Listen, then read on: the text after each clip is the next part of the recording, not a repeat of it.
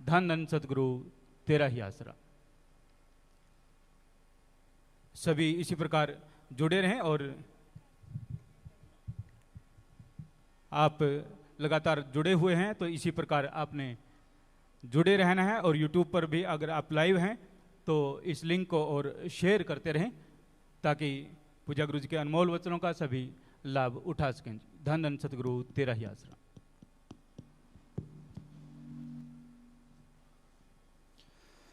मालिक की साजनवाजी प्यारी सासंग जियो, बहुत बहुत आशीर्वाद जी आयन सबको मालिक खुशियां बख्शे। परम पिता परमात्मा कण कण में जर्रे जर्रे में वास करने वाला, हर समय हर पल हर जगह हर किसी को देखता रहता है। हर कोई हर पल हर समय उसे भी देख सकता है, पर जो बीच में खुदी की दीवार है, अहंकार की दीवार है, उसको गिराना लाजमी है। जब तक इंसान के अंदर अहंकार है तब तक ओम हरि ईश्वर राम अल्लाह वाहिगुरु गॉड खुदा रब कण कण में होता हुआ भी नजर नहीं आता। खुदी को मिटाना पड़ता है तो खुदा नजर आता है। जब आप अपने अंदर से अहंकार को खत्म कर लोगे तो ही प्रभु परमात्मा मिल सकता है। चाखा चाहे प्रेम रस और राखा चाहे मान, एक म्यान में दो खड़ग देखा सुना ना कान। कबीर साहब जी के ये वचन है कि जिस तरह एक ही म्यान में दो तलवार नहीं आती, उसी तरह एक ही शरीर में अहंकार और प्रभु का प्यार इकट्ठे नहीं रह सकते। जब आदमी अपनी ईगो अपने अहंकार को बहुत ऊंचा कर लेता है, बहुत बढ़ा लेता है, तो फिर प्रभु तक जाने के रास्ते में बहुत रुकावटें पैदा हो जाती हैं। क्योंकि इंसान की सोच नीचे आती ही नहीं, दीनता नम्रता भाती ही नहीं, और जब तक दीनता नम्रता नहीं आएगी परम पिता परमात्मा के दर्शन हो नहीं सकते। अपने मन से लड़ो, दूसरे शब्दों में अपनी बुराइयों से लड़ो, बुरे विचारों से लड़ो। राम नाम की शक्ति के साथ, ओम हरि अल्लाह वाहिगुरु की भक्ति के साथ। जैसे जैसे भक्ति करते हो चेहरा नूर से लबरेज हो जाता है। कुछ कहने की जरूरत नहीं पड़ती, कुछ लगाने की जरूरत नहीं पड़ती, अपने आप नूर का पता चलता है और नूर भरता चला जाता है। हम ये नहीं कहते कि चेहरे पे नूर लाने के लिए कुछ करो, हम ये चाहते हैं कि अपने अहंकार को मार के आत्मिक शांति परमानंद के लिए कुछ करो। मनुष्य शरीर लेके आए हो किस लिए? आज यूथ को देख लो, नौजवान, अधेड़, बुजुर्ग, बच्चा, हर कोई खुशी लेना चाहता है, आनंद लेना चाहता है। क्या कभी आपने किसी को सुना है आम समाज में कि भगवान से या दुख हासिल करने के लिए वो कोई कर्म कर रहा हो? जी नहीं। हर बंदा इस संसार में सुख लेने के लिए, आनंद लेने के लिए, खुशी लेने के लिए जीता है। हर कर्म करता है जिसमें फायदा हो, नुकसान के लिए तो कोई करता ही नहीं कर्म। ये अलग बात है कि आपकी सोच क्या है और प्रभु ने लिख क्या रखा है, ये तो मालिक जानता है। पर एक बात जो परम पिता परमात्मा उस ओम हरि अल्लाह राम ने मनुष्य शरीर को बख्शी है, उसे आज का मनुष्य भूल चुका है।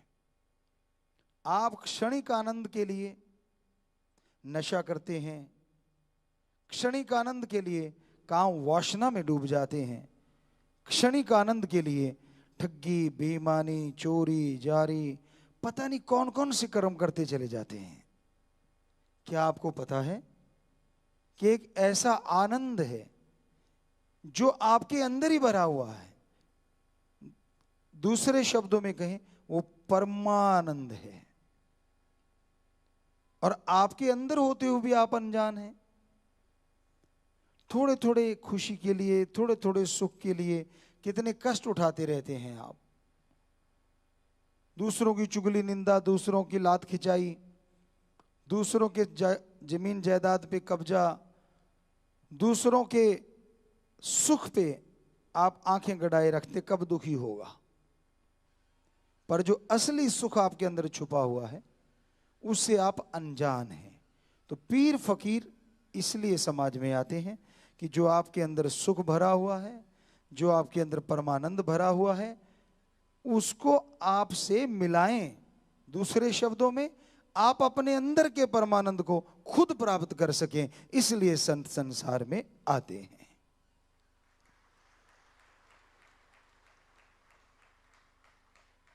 इतनी बड़ी चीज दिलवाते हैं और बदले में आपसे कोई गर्ज नहीं रखते, क्योंकि वो अपने मालिक का, अपने बॉस, अपने परमपिता परमात्मा का काम करने आते हैं। ये उनकी ड्यूटी होती है। सच्चा संत पीर फकीर आत्मा को परमात्मा से जोड़ता है। किसी को दुखी देख के मालिक से दुआएं करता है, और सामने कोई सुखी बैठा है तो उसे देख के और खुश होता है और उसके लिए दुआएं करता है कि ये हमेशा खुश रहे।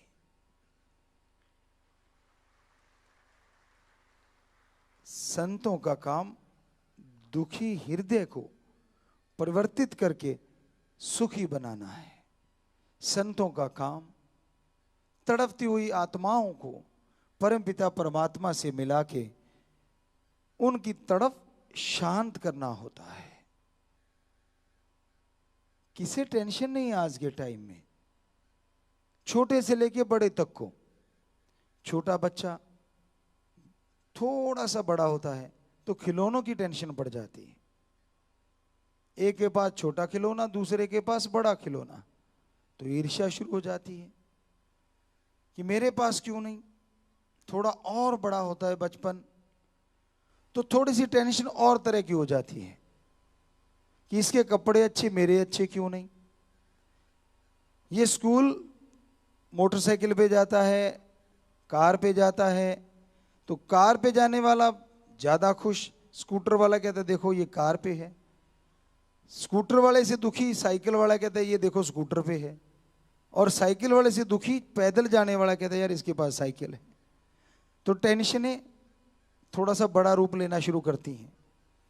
फिर जैसे जैसे बड़े होते हैं, फिर स्कूल में यारी दोस्ती मित्रता की टेंशन शुरू हो जाती है।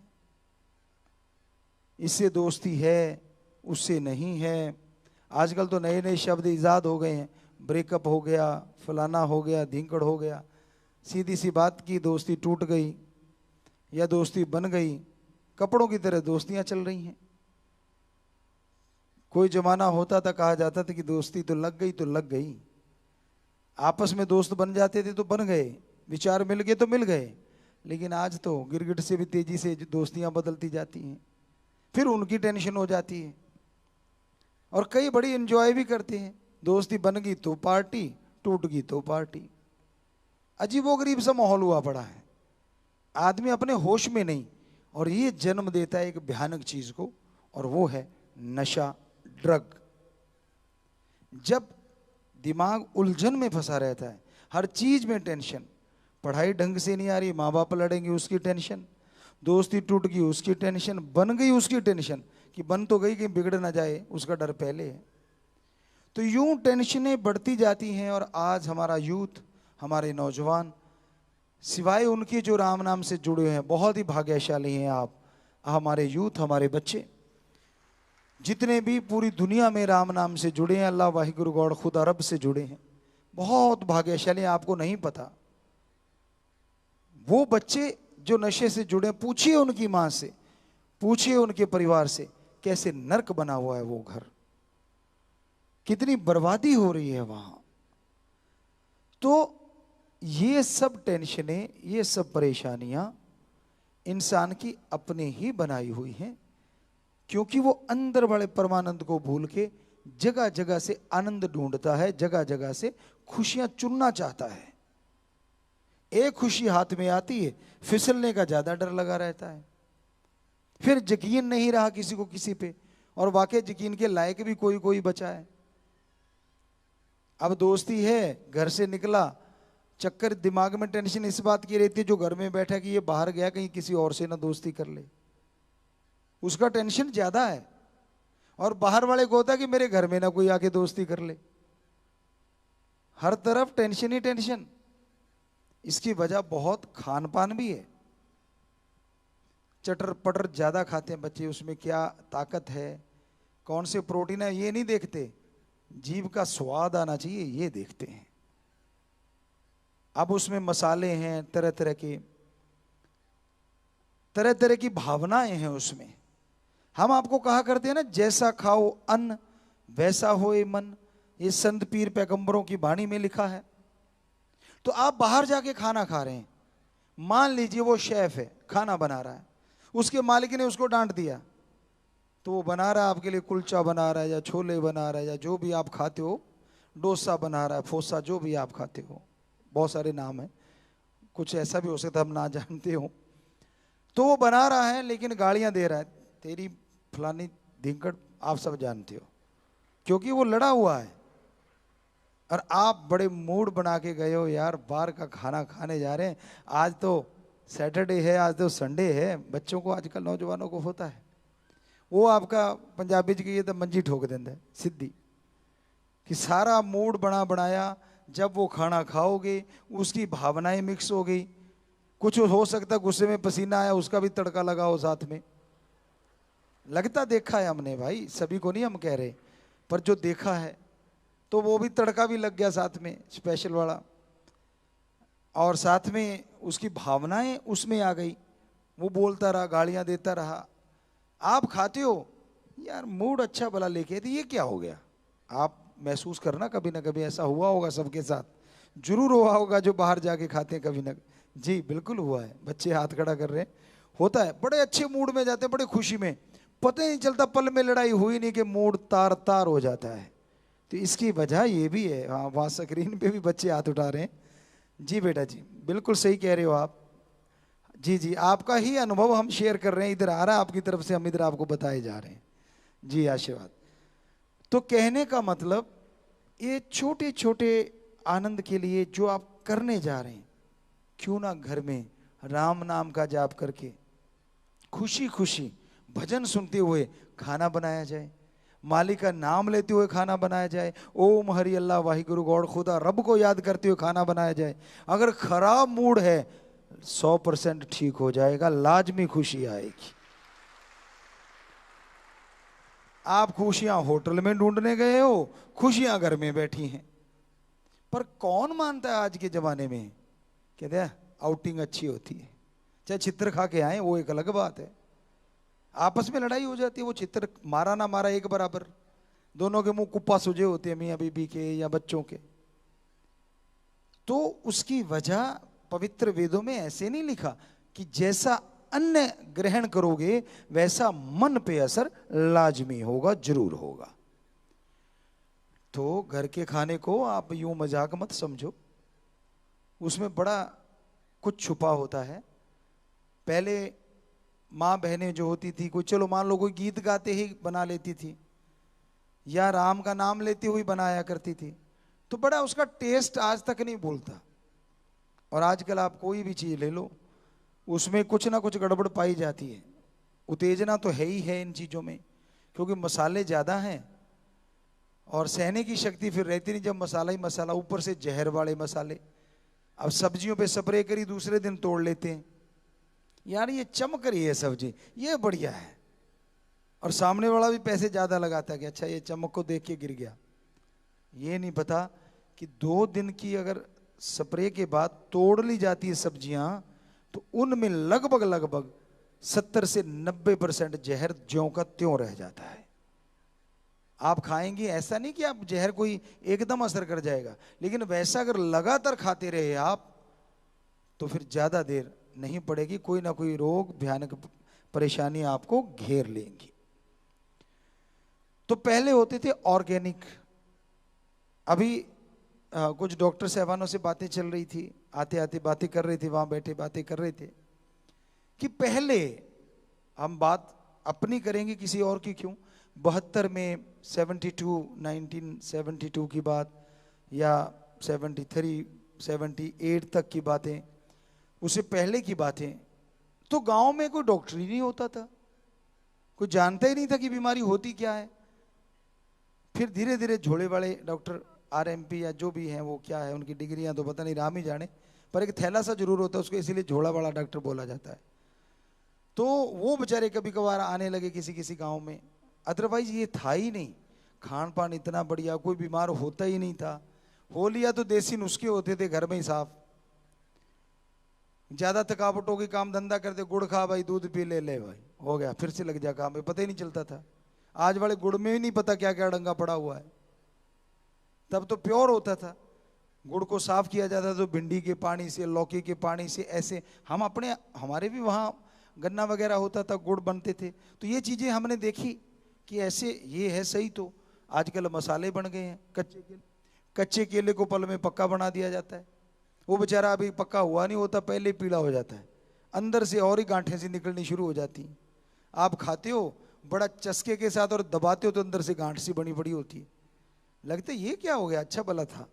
तो कहने का मतलब खान पान में जहर हो गया है, आपके देखने में जहर हो रहा है, सुनने में जहर हो रहा है। जो आप अश्लील चीजें देखते हैं, अश्लील चीजें सुनते हैं, अश्लीलता एक जहर ही है, और क्या चीज है। अब बड़ी मजबूरियां हो गई, किसी के बस की बात नहीं, महाबीमारी आ गई, कोविड-19 भयानक बीमारी आ गई, बच्चों को फोन दे दिए गए।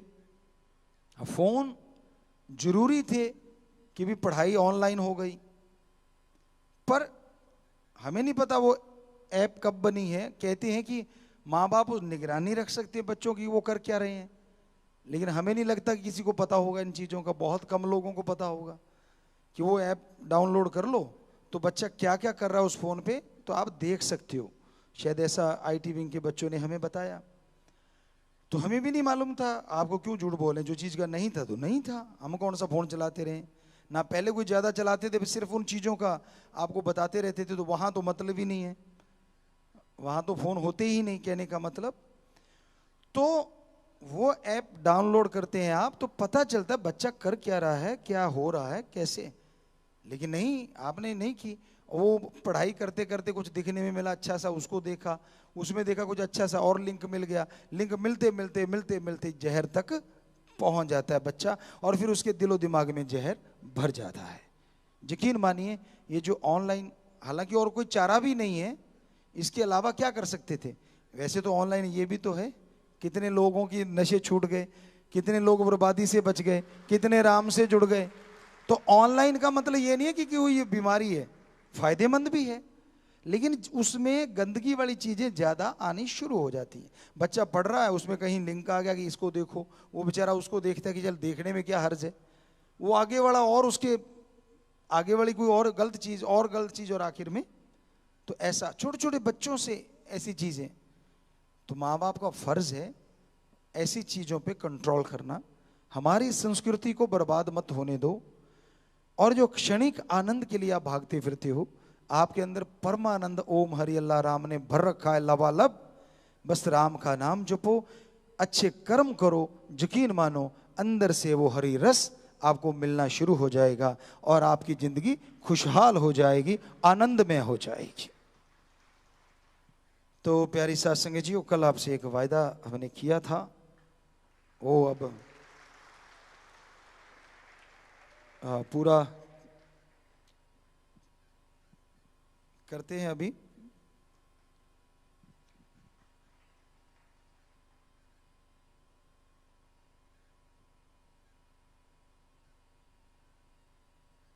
तो जो सॉन्ग जो आपको कहा था, और वो सॉन्ग क्या है कि आज समाज में लोग पाप तो छुपा के करते हैं और पुण्य ढोल डंके की चोट पे करते हैं। तो आपको भजन सुनाया भी था वो, तो आज वही भजन आपके लॉन्च कर रहे हैं। यूट्यूब जो हमारे वाला चैनल है उसी पे लॉन्च कर रहे हैं उसको, कि पाप छुपा के पुण्य दिखा के करे बंदा तेरा शैतान, देख भगवान तेरा इंसान तुझको समझे है नादान। कि हे प्रभु, हे परमात्मा, हे राम, तेरा इंसान तुझको ही नादान समझने लग गया है। भगवान को देखता है, फिर पता क्या करते हैं, हमने बहुत लोगों को देखा है, ठगी मारी 100 की, एक निकाल के कहते तेरा भी हिस्सा है, घबरा मत बाद में दूंगा शाम को। कमाल है यार, तू 99 रगड़ गया, भगवान को एक दे रहा और वो भी ठगी वाला। तो आज के टाइम में, आज के दौर में ज्यादातर जो हो रहा है कि पुण्य को तो बढ़ चढ़ के बताना और पाप को छुप के छुपा के करना, पर ये भूल जाता है कि वो ओम, वो हरि, वो राम, अल्लाह, गॉड, खुदा, रब हर पर्दे में है, हर जगह है, वो हर किसी को देख रहा है। तो वही एक भजन कि पाप छुपा के पुण्य दिखा के, उसकी ये हेडिंग शायद, हाँ जी, तो वो हम आज लॉन्च कर रहे हैं।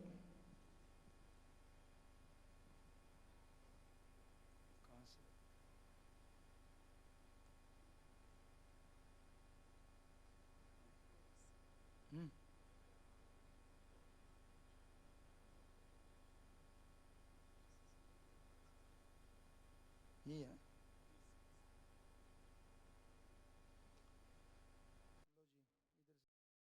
ले जाओ, तो आपको भी दिखाएंगे, ये इन्होंने बोला है। तो